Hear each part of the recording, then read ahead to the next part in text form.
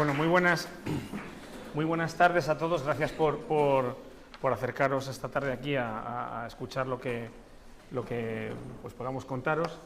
Y yo quiero que antes de empezar, pues nos pongamos en manos del Espíritu Santo y que sea Él pues el que inspire las palabras que vamos a decir Nieves y yo, y también pues lo que escuchéis, ¿no? Que seamos instrumentos suyos y que sea Él el que hable a través de nosotros, ¿no?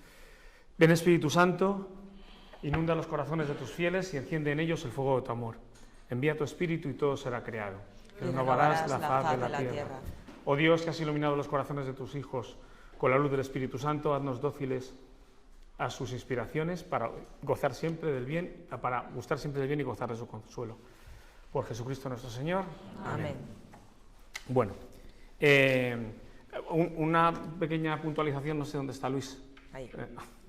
Que nos queda por presentar el trabajo fin de máster del máster de Juan Pablo II. O sea, no tenemos el título. Lo digo porque ahora está todo esto muy sensible, lo de las titulaciones y las tesis y esto, no vayamos a salir en los papeles. Así que, bueno, pues lo que ha dicho Luis, llevamos caminando durante muchos años muy metidos en el tema de pastoral prematrimonial y queríamos compartir con vosotros pues parte de nuestra experiencia, tanto como matrimonio, como novios, en aquella época del noviazgo que queda ya tan lejana, y como monitores o como acompañantes de estos novios que se acercan al sacramento del matrimonio, ¿no? Nuestra intervención hoy va a tener una parte testimonial y luego también va a tener una parte, si queréis, académica, ¿no? Un poco para compartir con vosotros pues, cuáles son algunas de las inquietudes con las que llegan los novios y que nos parecen más relevantes, ¿no? Cuando nosotros impartimos los cursos prematrimoniales, lo que sí tenemos claro es que no damos recetas. A veces la gente se acerca buscando una serie de normas o de puntos para que nuestro matrimonio funcione, pero realmente pues, las personas no tienen manual de instrucciones, ¿no? Precisamente porque son personas, no son máquinas. Entonces nosotros lo que intentamos es dar criterios, ¿no? Iluminar, dar una luz para que luego en el día a día, en los acontecimientos cotidianos, sepamos cómo afrontarlos o cómo reaccionar. Eso por una parte. Y por otra parte sí nos parece muy importante también dejar claro que como Iglesia, estamos muy acostumbrados a ver personas que se acercan al sacramento del matrimonio con experiencias vitales muy diferentes y desde muy distintos entornos y con un currículum muy diverso, ¿no? Entonces, estas personas, que a veces pueden venir muy alejadas de la Iglesia, muy alejadas de nuestra concepción de la vida y de nuestra filosofía, pues tenemos que saber acogerlas, tenemos que saber acompañarlas, y para eso no debemos juzgar nunca a estas personas por su pasado ni por su vivencia en el momento, sino acogerlas como Iglesia que somos y mostrarles la verdad, ¿no?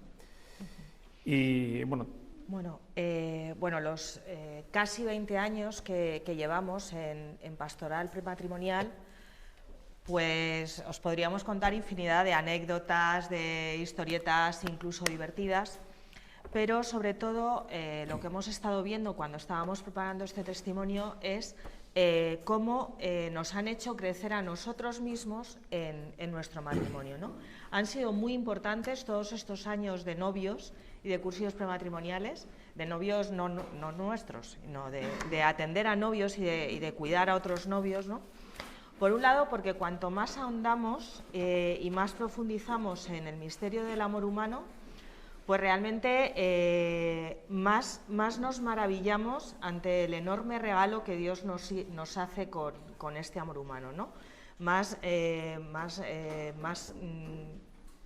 agradece nuestro corazón ese amor que experimentamos y que reconocemos más grande que nosotros mismos, ¿no?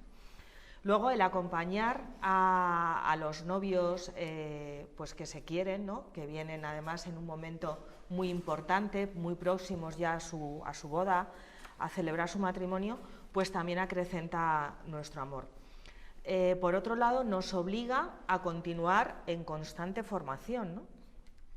Y el contacto con todas estas parejas de novios a lo largo de los años, como dice Antonio, pues que llegan desde los lugares más dispares, tanto de espacio como de tiempo, como de situación con respecto a la Iglesia o vida de fe, pues también nos hace de alguna forma actualizarnos y conocer, tener como el tacto directo de qué es lo que opinan, qué es lo que piensan o cómo viven los novios actualmente, pues su noviazgo, cómo se plantean el matrimonio y la familia.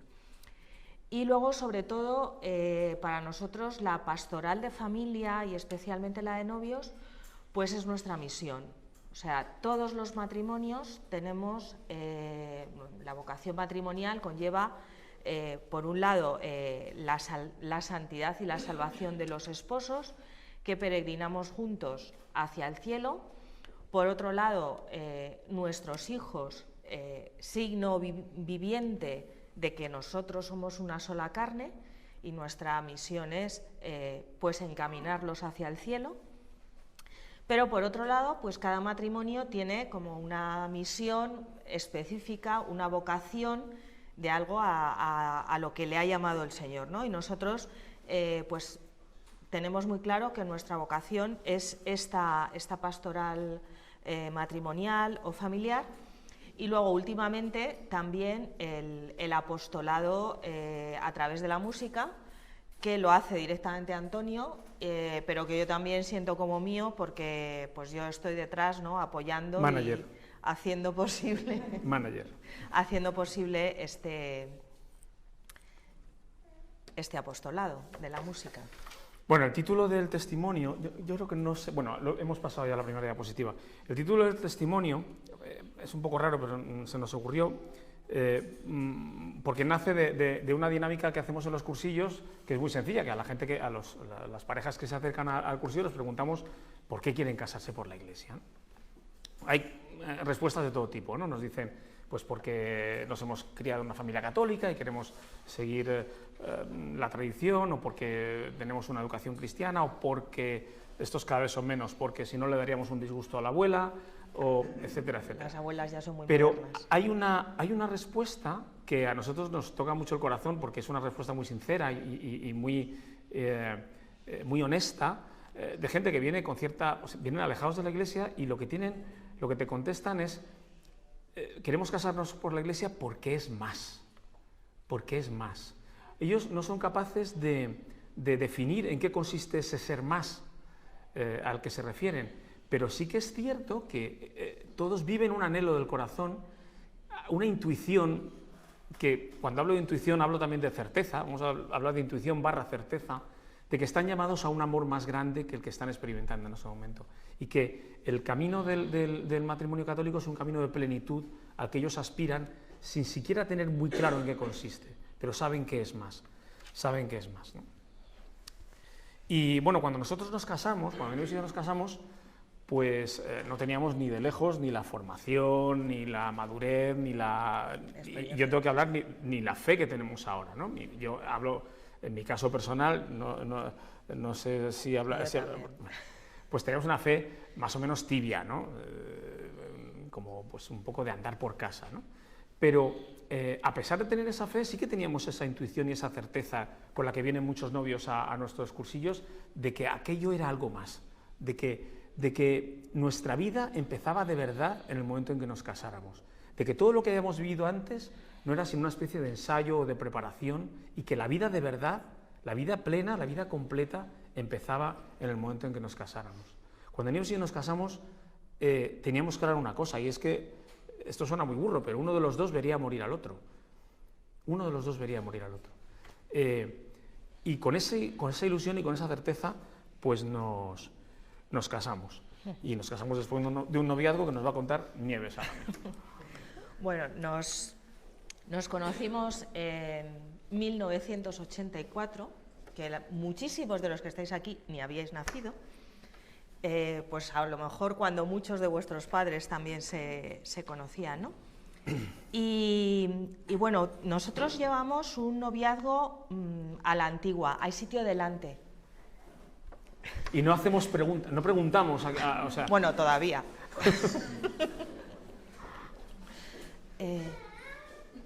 Entonces, bueno, nosotros llevamos un noviazgo a la antigua.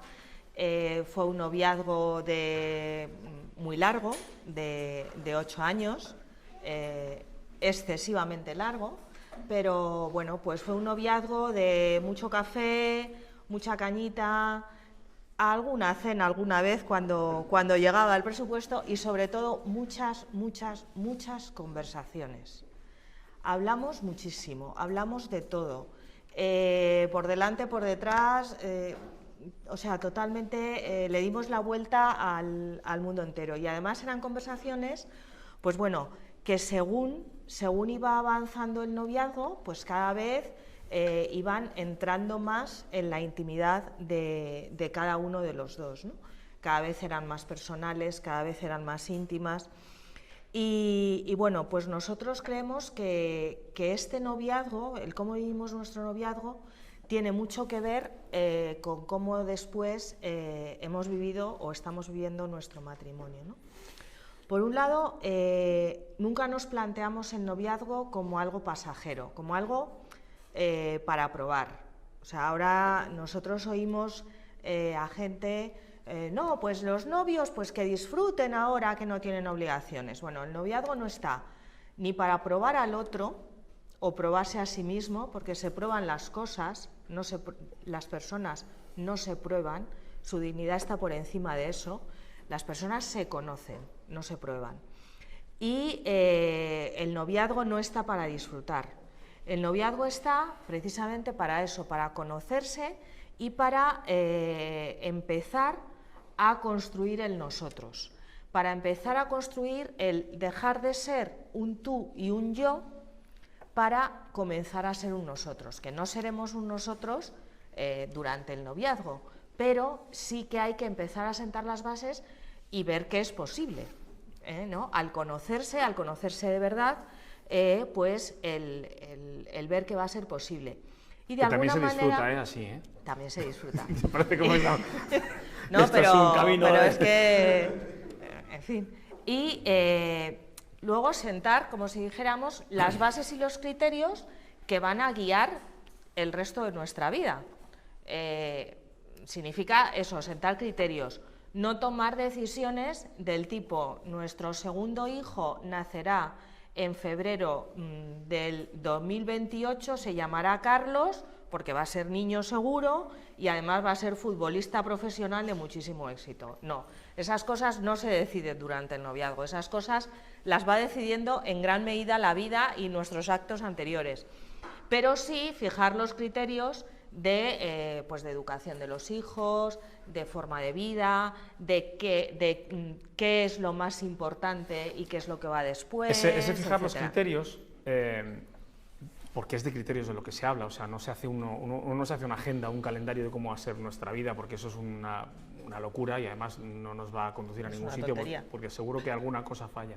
Si nos trata, como dice Nieves, de sentar los criterios, y los criterios se pueden sentar siempre y cuando la concepción que tengamos de la persona, de lo que es el matrimonio, de la trascendencia, del significado de una vida humana o de un niño, si eso es compartido, si los dos tenemos, como si dijéramos, la misma visión antropológica.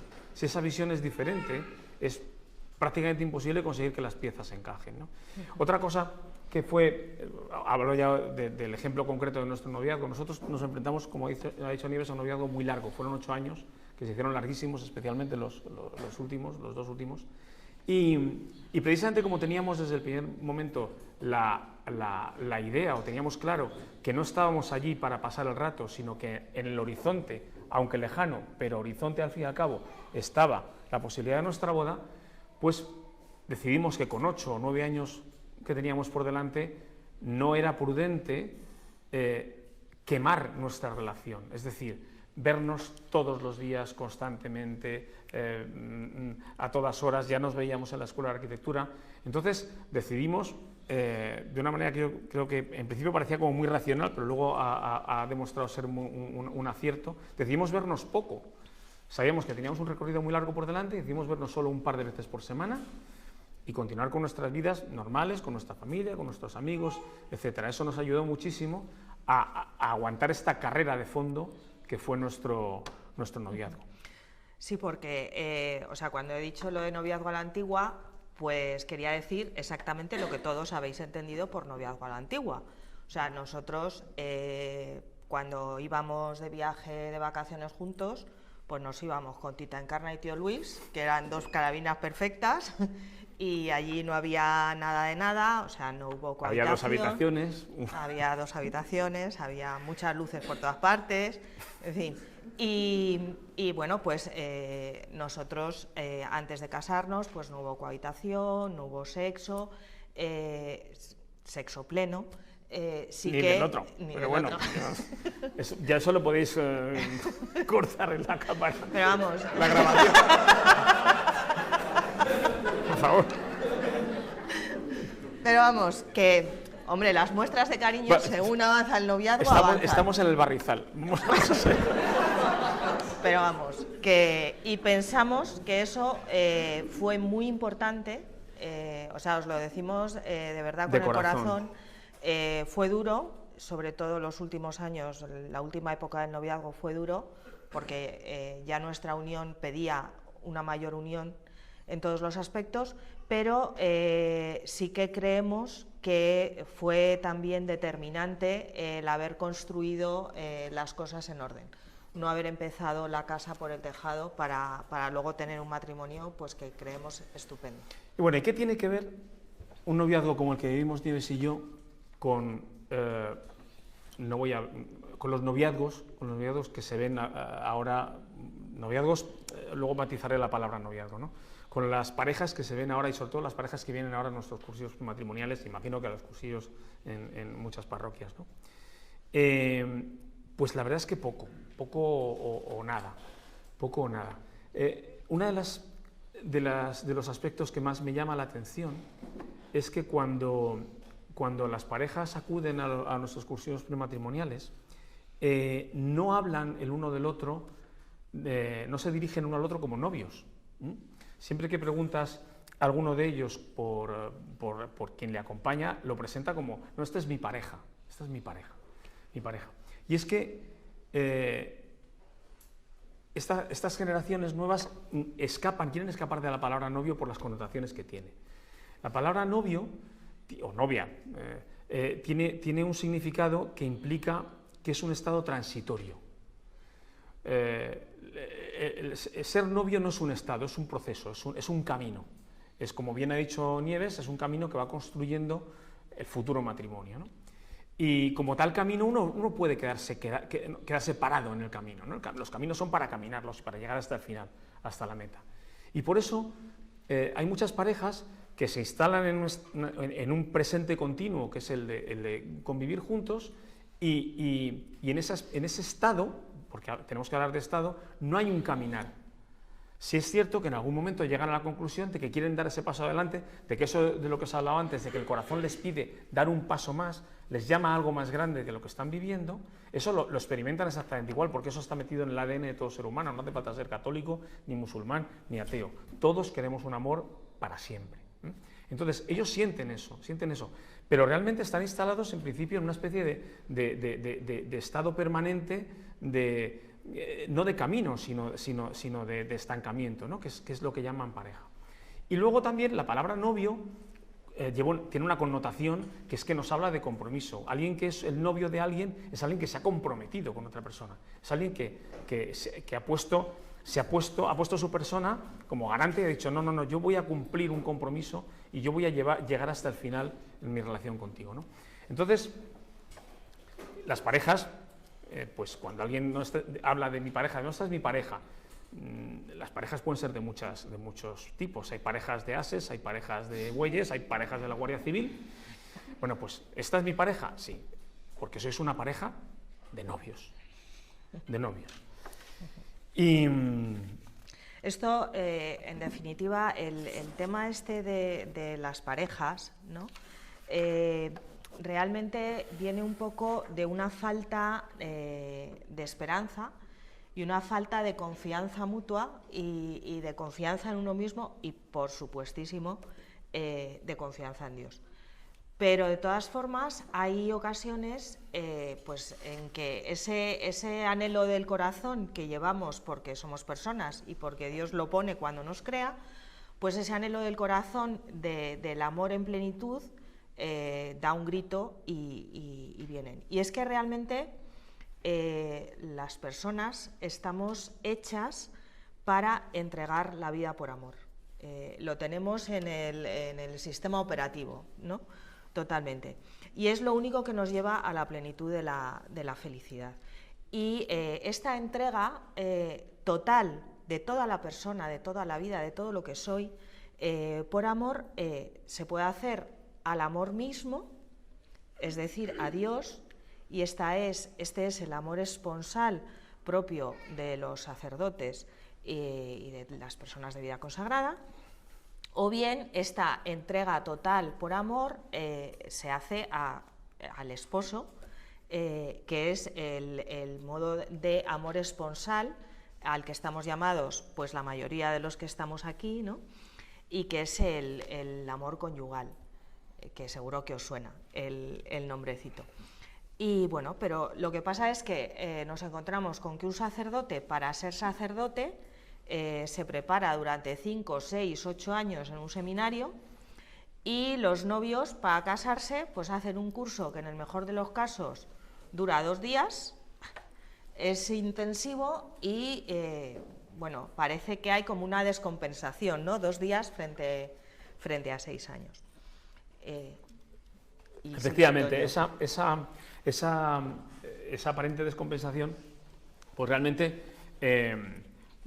responde a una razón natural que la explica, o sea, explica por qué es lógico que un sacerdote se prepare durante 6 años y por qué una pareja de novios solo necesite un fin de semana. Y eso es porque las parejas de novios, bueno, y realmente todos los seres humanos, todos los que nos movemos por este planeta, hemos asistido a unas escuelas especializadas que nos cuentan en qué consiste amar. Y esas escuelas especializadas se llaman familias. En una familia nosotros aprendemos cómo tenemos que amar a nuestra esposa o a nuestro esposo viendo cómo se aman nuestros padres. Aprendemos cómo tenemos que amar a nuestros hijos viendo cómo nuestros padres nos aman a nosotros. Y aprendemos también cómo tenemos que amar a nuestros amigos, pues cuando nos relacionamos o amamos a nuestros iguales, que son nuestros hermanos, ¿no? Realmente todo lo que un ser humano puede aprender del amor, lo puede aprender en una familia. Pero ¿qué ocurre? Que en los últimos años, esas escuelas pues, que nos han marcado durante miles de años, que llamamos familias, pues han ido cerrando sus puertas. Cada vez hay más familias desestructuradas, el divorcio se impone. Ahora mismo en España creo que prácticamente la mitad de los matrimonios, o si no alguno más, acaban en divorcio. Aproximadamente la mitad de los niños nacen en hogares en los que no existe ningún vínculo entre sus padres, ni civil ni religioso, y en muchos de esos hogares crecen solo con una madre o con un padre, de manera que el escenario antropológico en el que el ser humano ha ido aprendiendo el amor durante generaciones, ahora se está desvaneciendo, ¿no? Por eso los cursillos prematrimoniales son más importantes que nunca y por eso se quedan muy cortos con ese fin de semana en el que se despachan la mayoría de los cursillos. Porque hay personas que vienen sin haber aprendido nada del amor en sus familias.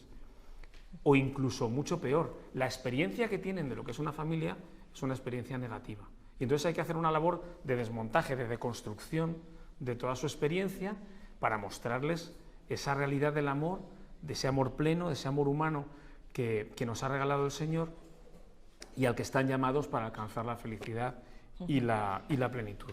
Sí, entonces, bueno, nosotros cuando empezamos un cursillo de novios y conocemos a los novios, nos lo planteamos, como os podéis imaginar, estos novios que vienen de esas familias desestructuradas, pues en un fin de semana intentar que entiendan, asuman la grandeza del amor al que están llamados, pues es todo un reto para nosotros, ¿no?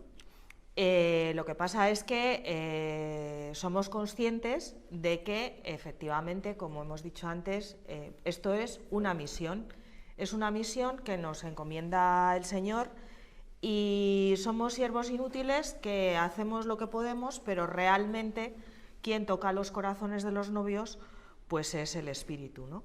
Nunca somos nosotros, siempre es el Espíritu. Y nuestra misión es sembrar y no recoger lo sembrado, no recoger el fruto. De todas formas, pues el Señor hay veces que nos regala el ver que efectivamente hay un fruto, y un fruto para nosotros maravilloso, ¿no? En algunas ocasiones pues ha habido novios que después de hacer el cursillo han pedido hacer la primera comunión o han pedido recibirle el sacramento de la confirmación, lo cual supone pues, bueno, que desean incorporarse a la Iglesia, ¿no? Algunos que estaban viviendo juntos pues, han decidido confesarse y dejar de mantener relaciones. Luego, hasta la boda, claro. Hasta la boda. Que hay veces que son 2 semanas, que tampoco es tanto. Luego, pues hay otros grupos hay grupos que se han formado con parejas de novios de los cursillos, pues después han seguido avanzando en su camino de fe y se han formado grupos de acción católica, o han hecho encuentros de Maús, o han hecho otro tipo de eventos, ¿no? de inputs importantes de la Iglesia. En una ocasión, que aquello fue muy fuerte, pues una novia que teníamos en los cursillos era comercial de la píldora del día después. Entonces preguntó muchísimo cuando estuvimos hablando de paternidad, de contracepción, preguntó una barbaridad de cosas. Y se enfadó. Se enfadó mucho. Yo me quedé fatal y después, un par de días después, pues fue a hablar con el párroco y dejó el trabajo. De comercial de la píldora del día después. Entonces, bueno, pues son cosas que realmente nos animan a continuar y a seguir, y siempre sabiendo eso, que en el fondo los cursillos un poco lo que son es nosotros dando charlas y tal y distrayendo a los novios, mientras el Espíritu, que es el que sabe, pues toca sus corazones y hace el trabajo, un poco lo de aquí. Bueno, pues a lo largo de todos estos años que llevamos sido metidos en la pastoral prematrimonial, nos hemos especializado un poquito más en cuestiones relativas a sexualidad, paternidad, etcétera. Y bueno, de cara a este testimonio que os estamos dando esta tarde, pues hemos querido sacar unas cuantas preguntas que no sé cuántas nos dará tiempo a comentar, ya hemos seleccionado 5 preguntas que los novios pues o bien les inquietan o les sorprende o pueden dar pie para que esta tarde pues hablemos de cuestiones que a lo mejor no nos hemos planteado nunca, o nos hemos planteado de una manera un poco distorsionada, o a lo mejor nadie nos las ha explicado del todo bien. A lo mejor os las explicamos nosotros y tampoco os las explicamos del todo bien, pero bueno. A lo mejor no lo sabemos. Y entonces, pues eso, no creo que se vea estos, bueno, 5 preguntas clave. 5 preguntas clave. O por definirlo de alguna manera, ¿no? Bueno, la primera, esto es una cosa que sorprende mucho a los novios. Pero nosotros, cuando hablo de nosotros, me refiero al matrimonio, ¿no? Entonces, nosotros como matrimonio también tenemos que ser castos, ¿no? ¿A vosotros qué os parece esto? ¿Cómo suena esto de que en el matrimonio tenemos que ser castos? Porque dentro del matrimonio, sí. Eso es. Bien, pero eso muy probablemente sea porque a lo mejor tenemos un concepto de la castidad pues quizá un poquito retorcido o distorsionado, ¿no? Estamos muy acostumbrados a entender la castidad como una especie de continencia, de estar de aguantarse. Aguantados, de duchas frías. Bien. No ríais. Pero a lo mejor una vivencia correcta de la castidad quizá no esté tan relacionada con las duchas frías, y en el caso de un matrimonio esté más relacionado con una bañera de hidromasaje con capacidad para 2. ¿Y cómo es esto?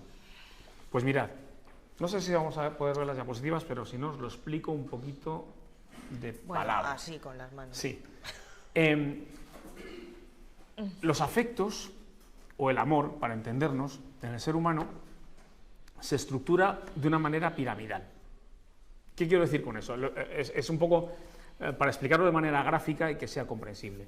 Nosotros tenemos una relación afectiva muy tenue, prácticamente inexistente, con un montón de personas. Por ejemplo, con la gente que habita, nuestros vecinos del barrio, por ejemplo. Gente a la que vemos de vez en cuando, pues nos une un vínculo afectivo muy tenue, pero que ya es algo más que lo que nos une con los chinos de Wuhan, por ejemplo.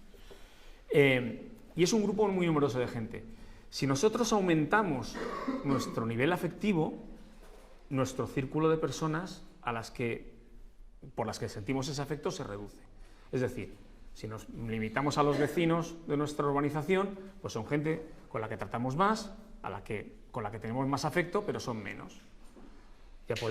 Ese círculo se reduce si nos pensamos en los compañeros de trabajo, por ejemplo. Son aún menos, pero tenemos una relación más estrecha con ellos. Nuestros amigos son muchos menos y nuestro afecto es mucho más fuerte. Y nuestros familiares son muchos menos aún y tenemos una relación afectiva mucho mayor, ¿no? Bueno, en lo alto de esa relación afectiva, en el top, la relación afectiva más sublime, más completa, más intensa que puede tener un ser humano es el amor conyugal. Es el amor conyugal. Entonces, ¿qué ocurre? Que igual que nosotros tenemos una pirámide de los afectos, también existe una pirámide de las expresiones de afecto. Si yo os preguntara a cualquiera de vosotros, os pidiera, porque yo veo que hay parejas por aquí, ¿no? Si os pidiera a alguna de vuestras parejas, a una de estas parejas, oye, tú muéstrale a tu novio o a tu novia que le quieres, os sería imposible mostrar ese afecto, mostrar ese amor, si no lo hicierais con vuestro cuerpo. Necesitamos el cuerpo para mostrar amor. Realmente necesitamos el cuerpo absolutamente para todo, pero bueno, necesitamos el cuerpo para mostrar amor. Entonces, a esa pirámide de los afectos le corresponde una pirámide de las expresiones de amor. Es decir, a la gente de nuestro barrio, pues prácticamente es una mirada. A nuestros vecinos les decimos buenos días. A nuestros compañeros de trabajo les damos la mano, les preguntamos qué tal están. A los amigos les damos un abrazo. A los familiares, a nuestro padre, a nuestra madre, les abrazamos, los besamos. Exactamente igual que hay una cúspide, un vértice en la pirámide de los afectos, hay una cúspide en la pirámide de las expresiones de afecto. La mayor expresión de amor que puede haber entre los seres humanos es el acto sexual. Bien, ¿qué tiene todo esto que ver con la castidad? La castidad es muy sencillo, la castidad consiste en que a cada uno de nuestros niveles afectivos le corresponde exactamente una expresión de afecto. Entre la pirámide de los afectos y la pirámide de las expresiones de afecto, como veis en el gráfico, solo puede haber líneas horizontales. No puede haber líneas inclinadas. Yo no puedo estar en la base de la pirámide, es decir, con una relación afectiva, que es la que puedo tener con un vecino, y estar arriba, en el vértice, manteniendo relaciones sexuales con él. Y al revés, no puedo estar en el vértice de arriba de los afectos con mi mujer y simplemente darnos la mano todos los días y ya está, y no darnos ni un beso ni nada. Entonces, regla fundamental de la castidad: mantener siempre la posición horizontal de las flechas. ¿Sabéis quién fue uno de los discípulos de Jesús? Pecó gravemente contra la castidad. ¿Se os ocurre quién pudo ser? Judas. ¿Cómo entregó Judas a Cristo? Con un beso. ¿Dónde estaba Judas en la afectividad? Abajo del todo. Quería entregar a Jesús. ¿Y qué hizo? Una flecha inclinada como una casa. Es una flecha inclinada. O sea, el tema de la castidad no es solamente con la unión conyugal, sino... Es con todo, claro. Es con todo. La castidad consiste en no mentir con el cuerpo, en que nuestro cuerpo exprese exactamente el afecto que tenemos. El afecto que tenemos. Entonces, no sería casto darse un morreo con un vecino en el ascensor, no sería casto, pero tampoco sería casto no darle ni un solo beso a mi novio con el que me voy a casar dentro de un mes. Tampoco sería casto, porque el nivel afectivo no es de no tocarnos, ¿no? ¿Qué pasa si yo estoy conviviendo con mi novia y no me he casado todavía? ¿Qué ocurre? ¿Qué flechas tendríamos ahí? Estaríamos más o menos por aquí. Muy arriba. Muy arriba, pero no arriba del todo. No en la cúspide. Con lo cual, pues estaríamos faltando a la castidad. Lo que pasa es que en el momento de la unión conyugal, cuando es realmente la expresión del amor conyugal, el amor conyugal tiene como 4 características fundamentales que quedan claramente en la liturgia del matrimonio, que es libre, total, fiel y fecundo. Entonces, cuando realmente en esa unión conyugal se está expresando ese amor y se está expresando de manera libre, total, fiel y fecunda, es cuando somos una sola carne, es cuando también nuestras almas se unen, es cuando se hace acto realmente la entrega y aceptación total y mutua en que consiste el matrimonio, y es entonces cuando somos más que nunca un icono de la unión entre Cristo y su Iglesia. Entonces, es tan grave desvirtuar ese acto por todo lo que significa, por todo lo que tiene detrás. O sea, es un acto tan sublime que no se puede menospreciar, no se puede distorsionar, pervertir. Precisamente por lo importante que es, por lo bello que es, por todo lo que tiene detrás, ¿no? Y también hablamos que el acto conyugal tiene lo que tradicionalmente en la Iglesia se ha definido como 2 significados, como 2 consecuencias, como 2 efectos, que están unidas porque es un solo acto, entonces no se puede separar una de la otra, que están unidas como si fueran las 2 caras de la misma moneda. Entonces son el significado unitivo, es decir, el acto conyugal produce una mayor unión entre los esposos, acrecienta el amor entre los esposos, y un significado procreativo, porque es que el acto sexual puede dar lugar a una nueva vida humana, ¿no? Es el momento en el que Dios nos regala el don de los hijos, aunque no siempre... Y eso nos lleva a la siguiente pregunta. Bueno, la respuesta a la pregunta de, pero ¿tenemos que ser castos? Es sí. Pero siempre, o sea, no solo como matrimonio, sino toda nuestra vida... o sea, la castidad es una virtud y como que todas las virtudes hay que practicarlas siempre.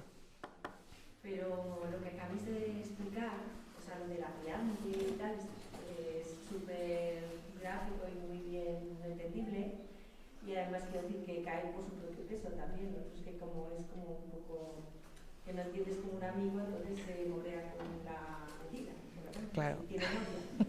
Pues eso no, es que no tiene mucho sentido, ¿no? O sea, directamente. Pero lo que yo no entiendo todavía es la pregunta que habéis lanzado, y es la de en el matrimonio la castidad. O sea, no la entiendo. O sea, sí, no, porque la relación entre los esposos va a existir, que un día sí, un día no, pero eso no es castidad. Eso es simplemente que pues hoy que lo que sea, los dos están de acuerdo. Perdona un momento, voy a contestarte, pero dejamos como carácter un poquito excepcional, dejamos las preguntas para el final cuando terminemos. Pero esta la contestamos. Pero esta la contestamos.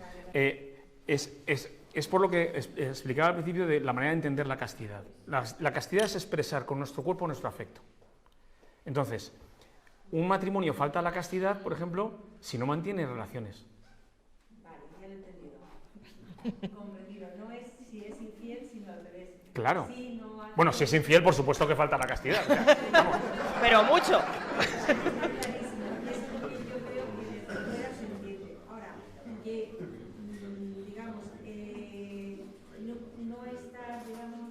Realizando la labor que se supone que tienes que hacer, es decir, estar unido a tu esposo o esposa, eso es no ser casto. Efectivamente. Claro. Pues eso es lo que no entendía y gracias Por eso hablábamos de la bañera de Por eso hablamos de la hidromasaje bañera de para dos, hidromasaje. con velitas y con música suave, porque en el A matrimonio lo mejor la manera de castidad- vivir la castidad en el matrimonio es con una bañera de hidromasaje con capacidad para dos. Sí, claro. Eso es.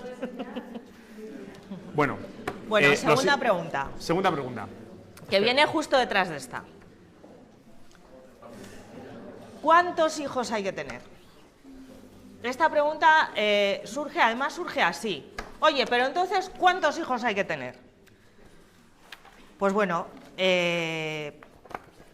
nosotros en los cursillos, nosotros tenemos 5 hijos, 2 en el cielo, la mayoría de los monitores somos padres de familia numerosa, hay unos que tienen 8 hijos, entonces la verdad es que los novios nos miran con una cierta desconfianza, ¿no? Tenemos poca credibilidad. Según el currículum que traen, pues bueno, y vienen un poco con el mito de que hay que tener muchos hijos para ser un buen cristiano, ¿no? Eso parece que es lo que viene, pero no es así. Entonces, en principio parece que a la pregunta de cuántos hijos hay que tener se puede responder de 2 maneras. Hay una forma de responderla que es los que Dios quiera. Y hay otra forma de responderla que es los que sean razonables. Entonces, los que estamos aquí, ¿qué opináis? ¿Los que Dios quiera o los que sean razonables? Los de los que Dios quiera, que levanten la mano.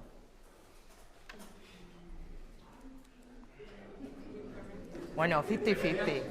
No, los demás, a lo mejor el resto, a lo mejor no sabe, no contesta. No sabe, no contesta. A ver, los que opinan, ¿qué? Entre medias. Que no sea una paternidad responsable, lo que Dios quiera, pero dentro de lo razonable. Dentro de lo razonable. Bueno. Bien. Casi. Vamos bien. Casi.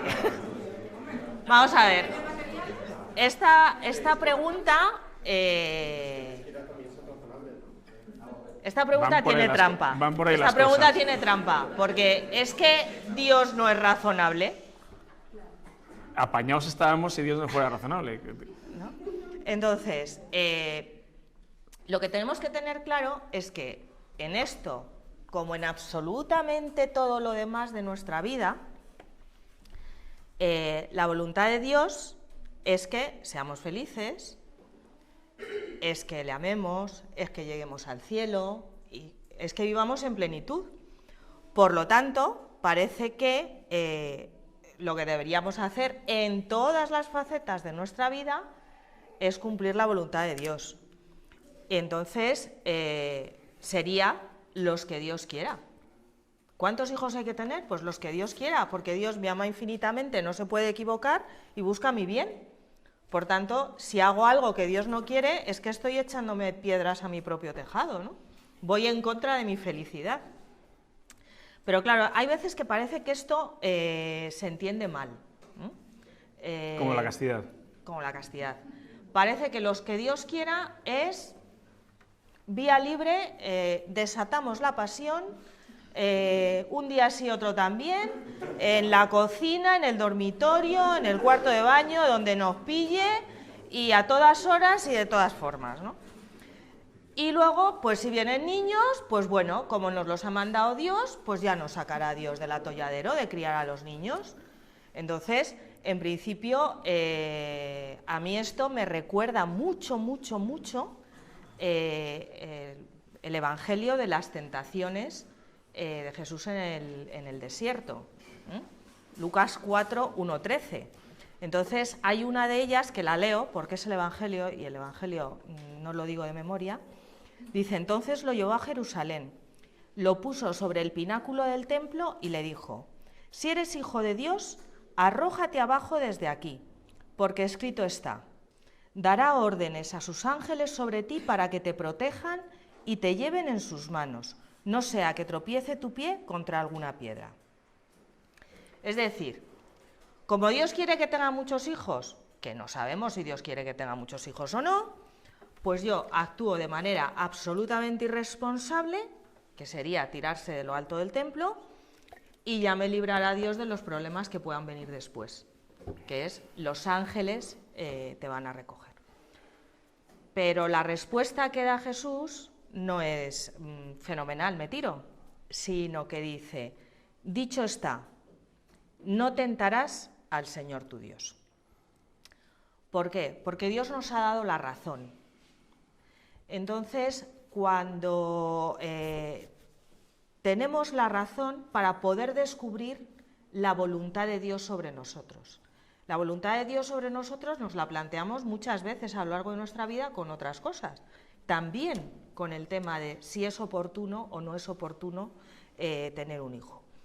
¿Cómo se descubre? Pues se descubre rezando, rezando solos, rezando juntos, volviendo a rezar solos, con un buen acompañamiento espiritual y luego con una vida de gracia, con sacramentos. Y, porque la razón es mucho más lúcida cuando está en gracia que cuando no lo está. Bueno, porque uno de los dones del Espíritu Santo es la prudencia.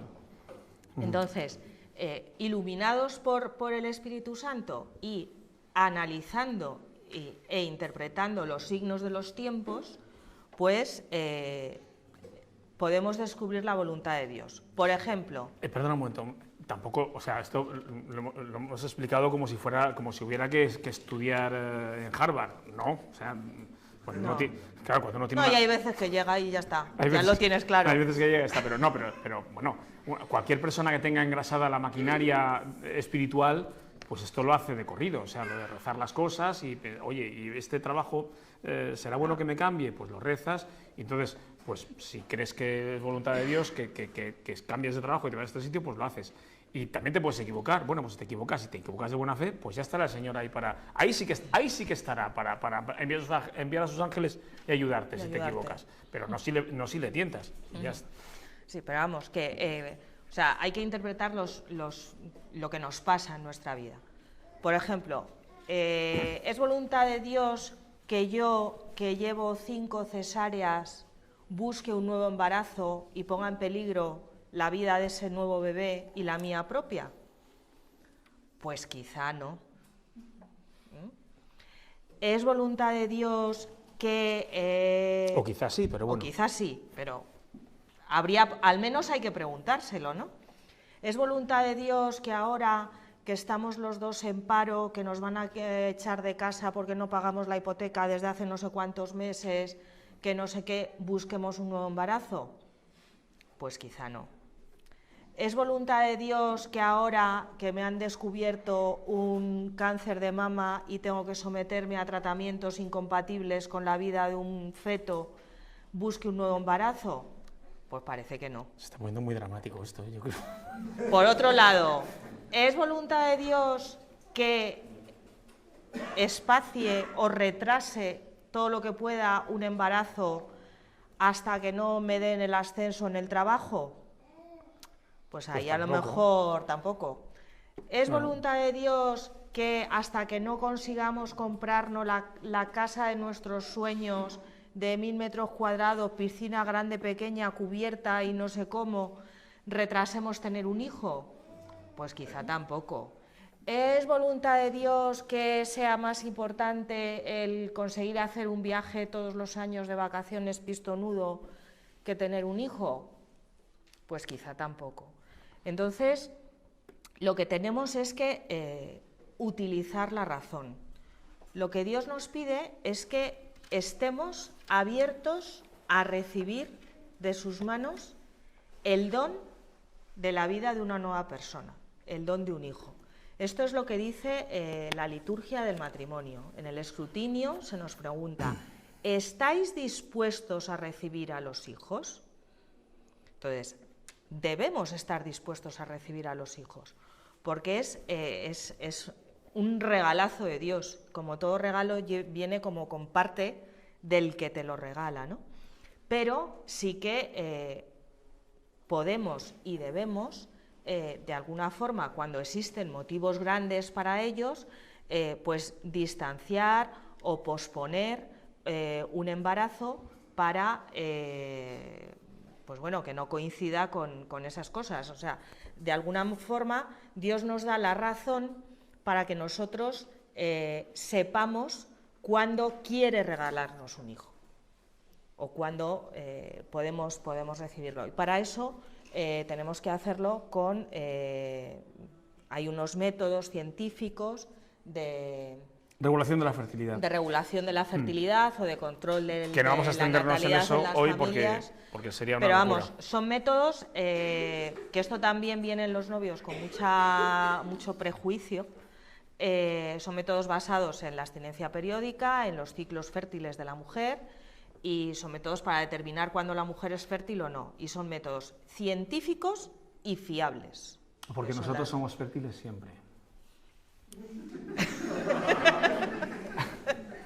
Bien. El varón es fértil siempre, la mujer un día al mes y el matrimonio aproximadamente 5 días cada mes. Bien, esto nos lleva a la tercera pregunta. Yo creo que vamos a dejarlo aquí porque si no se nos va... Terminamos con esta pregunta ya y porque han pasado 45 minutos de... O sea, voy a empezar sí, con esta. Sí, con la última, con estas.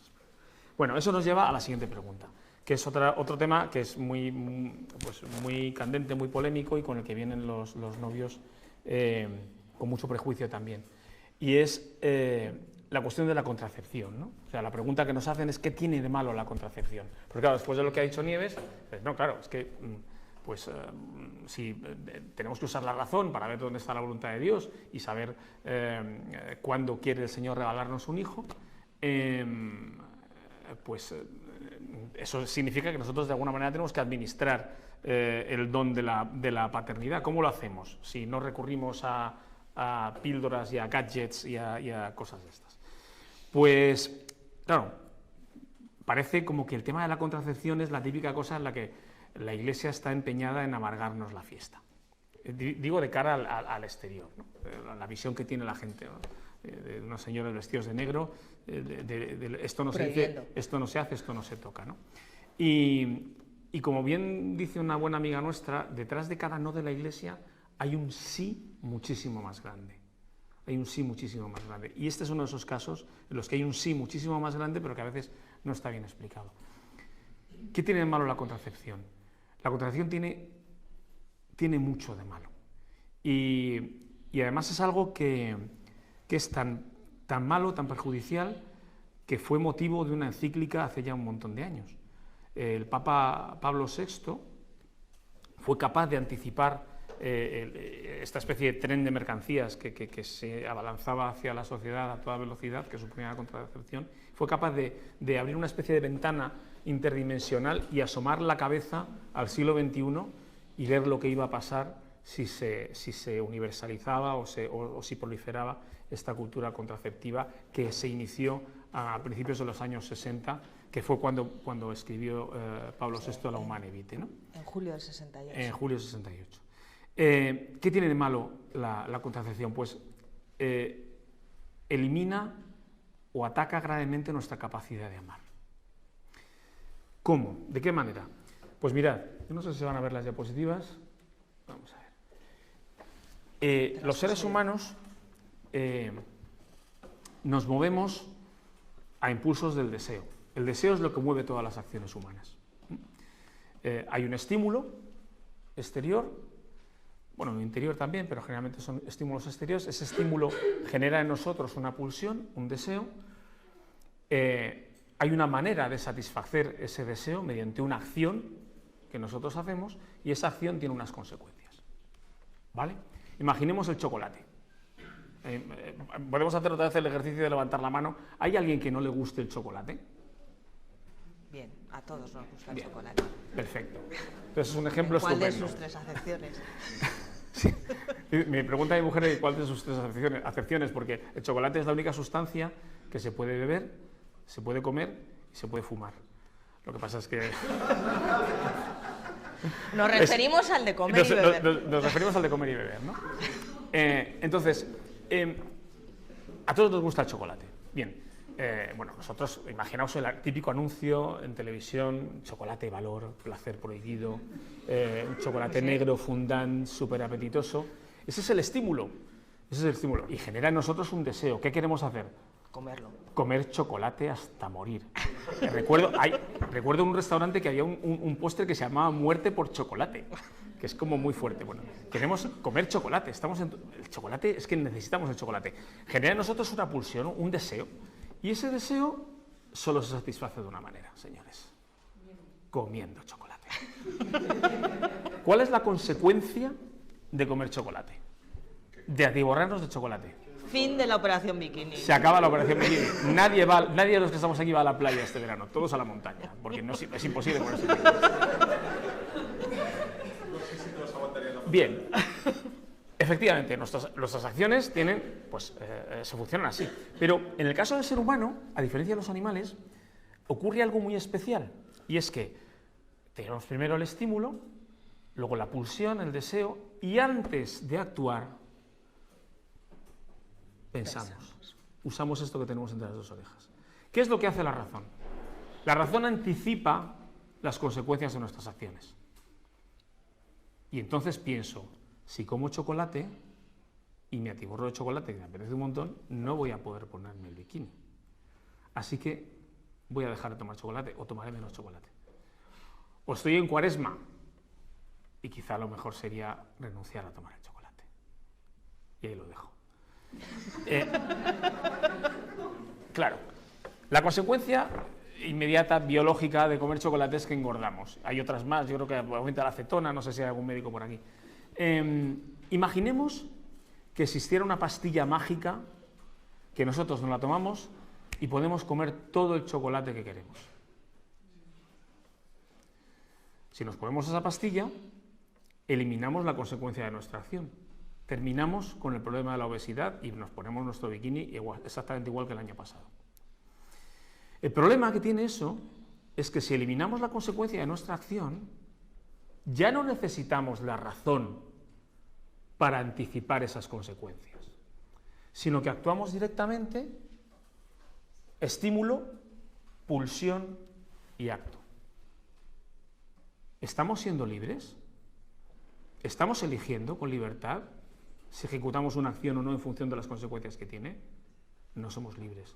Actuamos por instinto, no usamos la voluntad y no somos responsables de nuestra acción. Bien, pues creo que no les sorprenderá a nadie si os digo que hay un estímulo muchísimo más fuerte que el chocolate y que muchos de vosotros lo tenéis sentado a vuestro lado.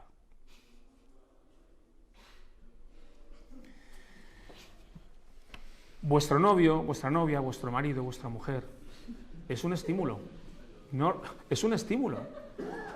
Es un estímulo. Genera en vosotros una pulsión. Genera en vosotros deseo. Deseo de uniros sexualmente a él. Y ese deseo solo se colma de una manera y sabéis cuál es. Y tiene unas consecuencias. Como ha dicho Nieves, contribuye a la mayor unión de los esposos y hay otra consecuencia también, que puede traer una nueva vida al mundo. Yo hago un ejercicio de mi libertad cuando antes de unirme a esa persona determino o tengo en cuenta la consecuencia de mi acción, que es un posible embarazo.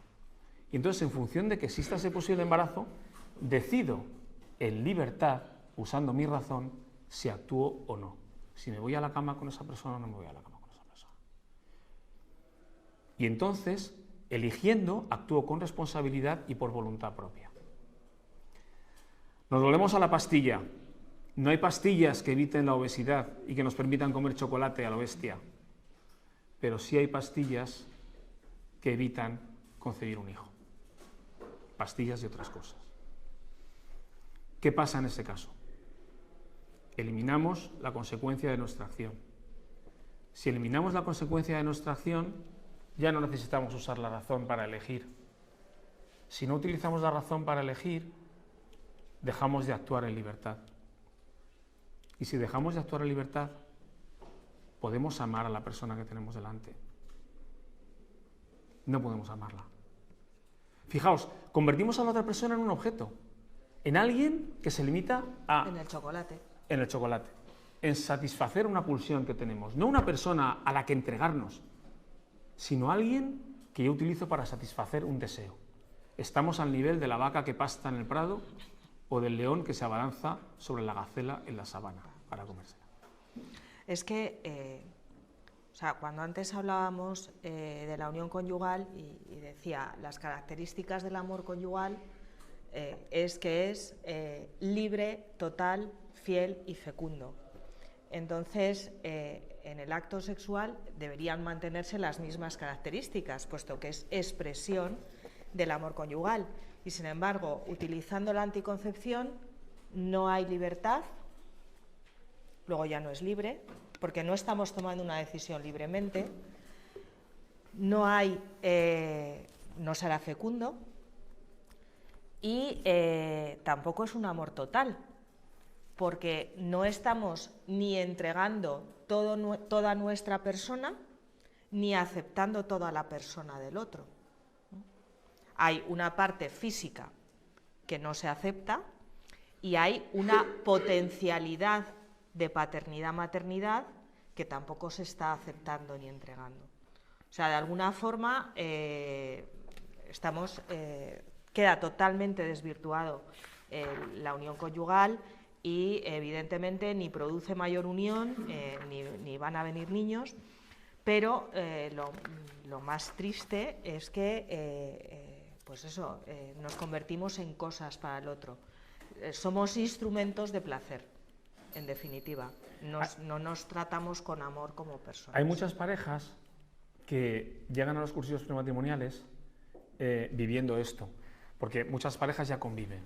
Entonces esta convivencia, no nos engañemos, está completamente impregnada de esta cultura contraceptiva, porque nadie se une en pareja a otra persona sin intención en principio de casarse sin tomar precauciones. Entonces, el problema con el que nos encontramos muchas veces es que en lugar del paso normal el estímulo a la pulsión, la razón y la acción, hay algunas personas, algunas parejas que intentan construir un futuro, intentan construir una relación y lo único que han vivido es ese proceso de estímulo, pulsión y acto. Y no quiere decir que no puedan tener éxito luego en construir un amor de verdad, pero digamos que se han saltado varias etapas y tienen, como si dijéramos, lo ideal sería que volvieran atrás y volvieran a reconstruir esa relación para poder poner en juego verdaderamente su libertad y poder ver al otro como la persona que es, como la persona a la que tiene que entregarse, ¿no? Como bien decía Juan Pablo II, yo creo que está en una diapositiva que está posterior. No vamos a meternos en las otras dos preguntas que faltaban, pero sí quiero sacar esto. Juan Pablo II, aparte de ser un santo y un pedazo de papa extraordinario, pues fue un gran filósofo, ¿no? Era un filósofo de lo que llaman la escuela personalista. Y él, pues hizo una de las cosas por las que se le conoce es por la norma personalista, ¿no? No sé si se puede leer por ahí. Lo que decía Juan Pablo II es que la persona es un bien tal que solo el amor puede dictar la actitud apropiada y valedera respecto a ella. Es decir, dividía la creación en dos grandes categorías, los objetos y los sujetos. Los sujetos somos los que estamos aquí, los objetos es todo lo demás. La manera de relacionarlos con los objetos es mediante el utilitarismo. Los objetos tienen valor en la medida en que son útiles para nosotros. Y la manera de relacionarse con las personas es el amor. Nosotros no podemos utilizar a las personas. Y esto lo que estamos hablando de la contracepción es una suerte de utilización de las personas. Y bueno, ya para finalizar, porque nos vamos a saltar las dos preguntas más que había y daremos turno de preguntas si tenéis alguna duda o eso. Queríamos hacer una pequeña, pásalo tú si quieres, no sé si se verá, un pequeño resumen de lo que es el matrimonio, ¿no? Ahora vais a ver una diapositiva, no sé si llegará a ver este objeto que casi no se distingue. Casi no se ve, a lo mejor se ve mejor aquí. Esto es un yugo, es un yugo. A nosotros nos gusta mucho bucear en los significados de las palabras porque nos dan la clave de muchas cosas que se nos pasan por alto de manera cotidiana y sin embargo son muy relevantes. El yugo es el origen de la palabra conyugal. Y el yugo es un instrumento que sirve para sujetar para o unir. Uncir a los. Se dice uncir. ¿Se dice uncir? Se dice uncir. Es que yo soy más de campo. Se dice. lo que sirve para uncir a los bueyes al arado. Los bueyes que también trabajan en pareja, pero distinta de las parejas de novios, los bueyes llevan el instrumento este cogido en el cuello, de tal forma donde está la yugular. Donde está la yugular, en el punto, que es el punto más vulnerable del animal. Y el yugo cumple muchas funciones, ¿no? Por un lado es donde se sujetan los aperos de labranza, pues los arados, etcétera, etcétera. Pero sobre todo lo que hace es que los bueyes miran hacia adelante, miran el campo que tienen por delante para arar. No están así embobados mirándose el uno al otro. No. Los bueyes tienen una misión, tienen un trabajo y el yugo les hace mirar ese trabajo. Les hace ir en una misma dirección, siguiendo un mismo camino, ¿no? Les hace ir en la misma dirección, siguiendo el mismo camino, cumpliendo su misión, hace que acompasen la velocidad a la que trabajan, es decir, no puede ir uno más rápido que otro. Si uno está más cansado, el otro va más despacio. Y también hace que, porque los bueyes llevan colgando del yugo, llevan el peso de todo el arado, ¿no? El apero. Entonces, hace que si uno está más cansado o es más débil, el otro carga con más peso. Y además está en la yugular. Y bueno, pues eso es y lo que hacen es arar el campo para que otro siembre. De manera que el matrimonio, no recogen la cosecha, el matrimonio es eso, dos que caminan juntos, acompasados, en una misma dirección, con la mirada fija en el cielo, abriendo surcos para que el Señor siembre y recoja cuando Él estime. Así que... Y abrimos turno de preguntas, que vamos fatal. Sí.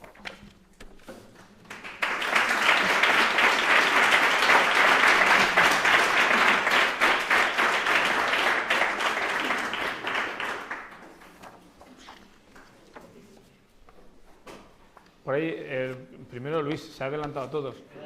Luis ha sido el primero. Yo me acuerdo el día que me reuní con vosotros y tal, que me comentasteis que queréis hablar también del disfrute, ¿no? Porque como siempre se habla mucho de cosas malas y tal, y también hablar de cosas de disfrutar. Entonces, esta es una pregunta trampa, ¿no? Entonces, me gustaría preguntaros, en el día a día, pues, detalles agradables pues, que os encantan y que decís, joder, qué bien, ¿no? Y después también a lo largo de toda vuestra vida matrimonial, pues momentos así felices que habéis tenido, que recordéis así con alegría, ¿no? Muy bien, vale, fenomenal. Bien. Momentos especiales de alegría. Mira, fijaos, en los cursivos prematrimoniales que damos nosotros, nos encontramos a veces con un verdadero problema, y es el siguiente. Hay gente que nos pregunta, o sea, hay veces que el discurso, tanto de algunos de los monitores de los cursillos, compañeros nuestros, como de los propios novios, se centra, efectivamente, como bien dices tú, en las dificultades, ¿no? Pero no las dificultades externas, que dificultades externas hemos tenido Nieves y yo, todas las del mundo, bueno todas no tientes a las hemos tenido unas cuantas, pero sí se centran, sí hablan mucho, tanto monitores como los novios, de las fricciones, de los problemas de convivencia, de la falta de encaje, yo qué sé, la falta de diálogo, y nosotros nos encontramos con un verdadero problema porque yo creo que podría contar con los dedos de una mano las veces que hemos tenido tú y yo problemas de ese tipo. O sea, somos asquerosamente empalagosos. Sí. Sí, realmente hay muchas veces que cuando se dice ¿qué hace falta para un matrimonio? No sé qué. Y las dos primeras cosas que salen es sacrificio y paciencia. Entonces dices, pero bueno... Y dices, ¿y tú estás casado? Claro. O sea, no sé, parece... Y te quieres casar pensando que lo que hace falta en un matrimonio es sacrificio y paciencia. ¿Vienes aquí porque te casas dentro de 3 meses? Pues no lo puedo entender. O sea, si lo que piensas del matrimonio es eso. Entonces yo creo que muchas veces, por ejemplo, con el tema del sacrificio, evidentemente, tanto Antonio como yo hemos sacrificado muchas cosas, él por su parte, yo por la mía, o sea, mutuamente por nosotros y por nuestros hijos, por nuestra familia. Pero es que yo no vivo esas renuncias como sacrificio, sino como elecciones. O sea, yo cuando elegí a Antonio, sacrifiqué mi posibilidad de casarme con el resto de hombres del mundo. Pero no es un sacrificio, es una elección. Cuando yo elijo que se ponga el fútbol en casa, en televisión, que no me gusta, no es que me esté sacrificando a lo tonto, sino que elijo que uno de mis hijos, que le gusta mucho, lo vea. Entonces, no vivimos sacrificados, vivimos eligiendo. Fijaos que cuando que es completamente distinto. Fijaos que lo que ha hecho Nieves, no, es que hace falta mucho paciencia y sacrificio. Paciencia y sacrificio, pero refiriéndolas a uno de los miembros del matrimonio. O sea, hace falta que el marido o la mujer se sacrifique, o el marido o la mujer tenga paciencia. Es que la clave está en cambiar el chip. O sea, en el momento en que nos casamos somos una sola carne. Y ya las elecciones no son de uno o de otro, aunque realmente sea uno, por así decirlo, el que firme, el que prique, pero las decisiones son de los dos. Yo cada decisión que tomo en mi vida de cualquier cosa está presente en Nieves. Desde el día que nos casamos, el tipo de barra de pan que compro en el Mercadona, pues no es la que a mí me gusta, es la que nos gusta a los dos. Claro, y así todo. Claro, y así o sea, todo. es que el sujeto de libertad... Claro. O sea, el sujeto de libertad no es Antonio o soy yo. El sujeto de libertad, el sujeto que ejerce la libertad, somos los dos. Entonces, las decisiones se toman de común acuerdo y se toman buscando el bien de quién, de Antonio mío, no, el bien del común. matrimonio, el bien común, claro. El bien común. O sea, hay un bien por encima del mío que es el bien común. Y entonces se hacen las elecciones libremente en función de ese bien común.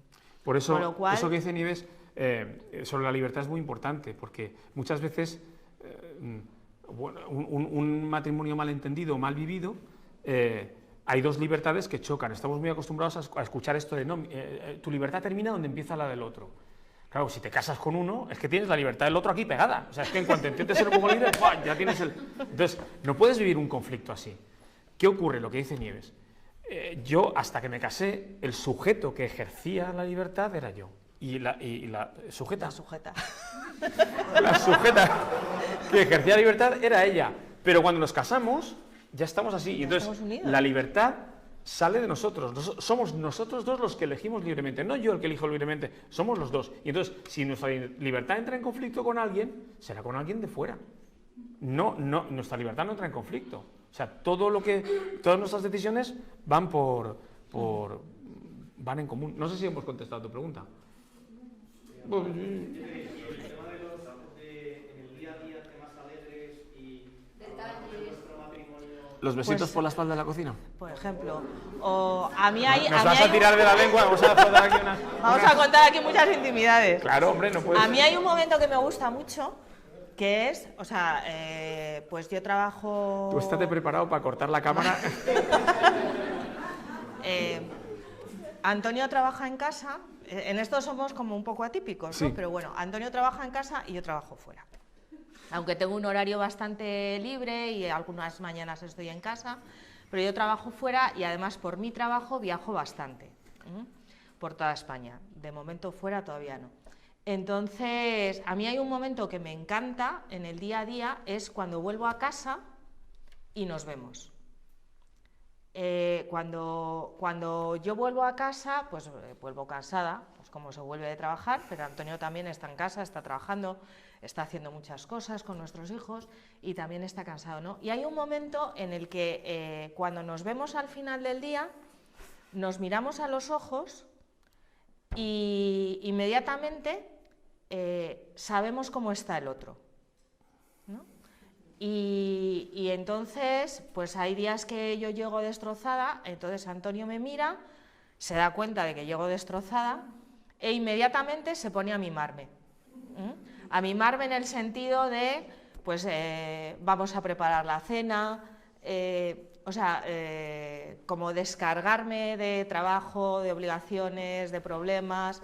Si ha llamado un tutor de alguien para decir que alguien va a suspender algo, pues en lugar de decírmelo ese día, me lo dice al día siguiente. No sabes lo que me han hecho tus niños. ¿No? Y hay otras veces pues que es al revés, ¿no? Que yo llego y llego bien, pues porque el día me ha salido bien, por lo que quiera que sea, y Antonio está hecho polvo porque se le ha estropeado el ordenador o lo que fuera, y entonces soy yo la que me doy cuenta, ¿no? Y empiezo a mimarle. Y a mí me parece eso pues una cosa estupenda y una cosa de disfrutar del matrimonio. O sea, digamos, Antonio es casa, como cuando jugábamos al pilla-pilla de niños, ¿no? Que es como también refugio, donde estoy a salvo y donde si he metido la pata en una cosa en el trabajo, pues me va a ayudar y no me va a juzgar y no me va a decir, pues es que eres una inútil, ya verás, igual te despiden, ¿no? Sino que va a ser todo lo contrario, va a apoyarme, va a ayudarme, y me parece que eso en el matrimonio es algo pues muy de diario, ¿no? Luego esto lo han dicho un montón de gente, pero es que es verdad, o sea, no te puedes ir a la cama enfadado. Eso es verdad. Bueno, realmente nos enfadamos muy poco, pero si alguna vez nos enfadamos, o sea, es que la perspectiva de meterte en la cama con una persona a esta distancia, nuestra cama es grandecita, pero de todas maneras... Sí, pero tampoco tanto. O sea, estar enfadado con alguien de quien sientes el calor al lado, eso es muy duro, muy duro. Entonces, hay que hacer algo, o sea, antes de cerrar los ojos, antes de apagar la luz, hay que hacer algo para que eso... Es que además, si alguna vez una discusión se queda ahí, luego es mucho más difícil sacarla, es mucho más fácil enfrentarse al perdón o al cuanto antes, porque esa es otra, o sea, cuando es que yo por eso muchas veces nos sale tan de natural esto de las decisiones son de los dos. A mí me da una pereza.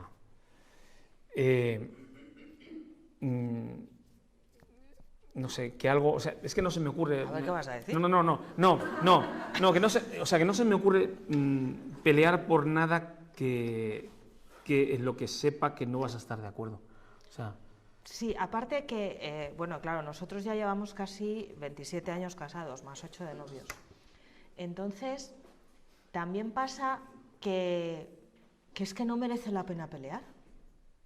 Es tanto lo que tienes. Hemos construido mucho, ¿no? Y es tanto lo que tenemos que... ¿Lo voy a estropear por esta chorrada? Que al final hay cosas que realmente las miras en verdad y dices, sí, es que no es tan importante. O sea... Sí, al final te das cuenta que no hay nada más importante que nosotros dos. Y con esa perspectiva... O sea, y luego, una cosa que a mí me parece estupenda del matrimonio es que, bueno, yo no soy un mirlo blanco, o sea, yo no soy perfecta. Y la persona que más conoce mis imperfecciones, pues es Antonio. Y sin embargo, es la persona que más me quiere. Entonces, es como el lugar donde puedes ser absolutamente honesto, ¿no? El matrimonio es el lugar donde siempre te quieren, hagas lo que hagas, seas como seas, siempre te quieren, y te quieren mucho, ¿no? Y completamente. Bueno, yo quería primero daros la enhorabuena por la exposición, pero sobre todo, no tanto por la exposición, sino por lo que habéis transmitido, ¿no? Y un matrimonio, sí, de lo que debe ser un matrimonio. El matrimonio no tiene por qué estar todo el día discutiendo, peleando, teniendo paciencia, habiendo sacrificios, sino eso, una unión, pues ya está así. Conmigo mismo no discuto todo el día, pues porque voy a discutir con mi pareja todo el día. Pero eso es. La pregunta es, ¿y cuando eres novios también así? Pues hombre, fueron 8 años de novios, de manera que... Al principio discutíamos más que al final. Luego ya, o sea, Quiero decir que conforme te vas conociendo vas no quiero decir cambiando, aunque un poco sí, pero vas eliminando barreras. O sea, todos tenemos una serie de corazas alrededor y conforme vas amando a la otra persona, vas levantando barreras y haciéndote más vulnerable. Nos está avisando. La pregunta viene porque cuando estás en noviazgo, y discutes demasiado, te llegas a plantear si es que esto va bien para adelante o si estamos discutiendo tanto como va a ser. Yo creo que depende de en qué cuestiones discutas. Porque se puede discutir sobre, como decía Nieves, si nuestro hijo va a nacer en el 2020 y va a ser futbolista, o va a nacer en el 2022 y va a ser arqueólogo. Pues bueno, pues ya está, pues esa discusión, eso primero, posiblemente no sea ni futbolista ni arqueólogo. Eso es una discusión que no tiene sustancia, pero, oye, acerca de lo que significa, del valor, por ejemplo, de un ser humano, eso es un tema muy serio. O sea, si tú discutes con eso y no resuelves esa discusión, es un problema, porque si tienes una novia que te dice, no, pues yo si tengo un embarazo con un síndrome de Down, lo aborto. Y tú, por supuesto, no quieres abortarlo. Oye, ahí eso es muy difícil de conciliar. Eso es un Entonces, problema. No iba a nuestras prioridades, que se supone que si ahí ya no encajas, pues se acabó. No tiene sentido prolongar un noviazgo que es que entonces cuando estés de matrimonio, pues es que te vas a dar de torte y te vas a separar. Porque si yo creo que valores cristianos en el sentido de que la vida es vida desde el principio de concepción hasta el final, y el otro dice, depende, es vida, pero si viene con malformaciones, para mí ya no hay vida. Entonces, pues la cosa va mal. No, me refería a discusiones del día a día, de las tonterías del día a día. Yo creo que pues depende de la importancia. Mucho. Nosotros no discutíamos mucho, también el tener un noviazgo a la antigua también ayuda a discutir menos de muchas cosas.